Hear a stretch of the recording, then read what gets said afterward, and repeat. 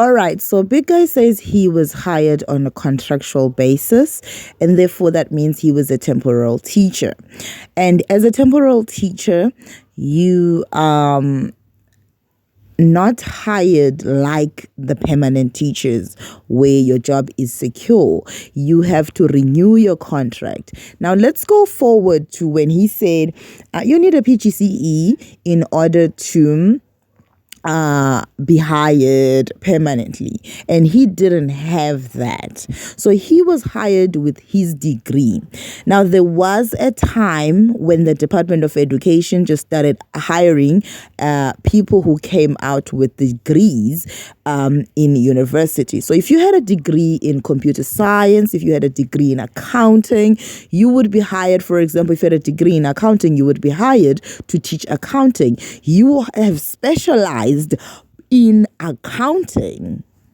So the department was taking advantage of these graduates, recent graduates, and using them as a resource and their expertise to teach kids without the commitment of hiring them as permanent teachers. So what is PGCE? Well, PGCE stands for Postgraduate Certificate in Education. So since people who come with degrees and their diplomas and their N6s and they've specialized in their fields, for example, let's take somebody who has an N6 in mechanical engineering and is a full graduate from an FET. That means that person has also done an apprenticeship and worked for maybe Toyota. Okay, now what happens is post means after. So it means after graduating. Go back to school again and you learn how to teach. And with this qualification, they introduce you to things like classroom management, working with kids, all those things like educational law. So you study introduction to all of these subjects, and you also do a teaching practice. When you finish, you are now a graduate teacher. Wait, you still have one more step.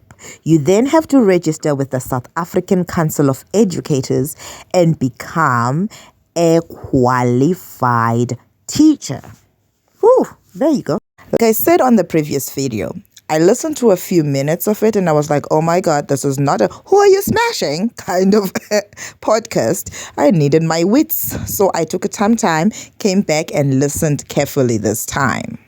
So if you're wondering if the Department of Basic Education is still hiring people with PGCE, then honey, I am your proof. I just got hired with the PGCE in April 2023. At the age of 35, so if somebody's telling you you're too old to be studying it now because you're too old to be hired, not true either. So I'm going to leave you with these words. If you want any information, just contact a university of your choice and ask them about it.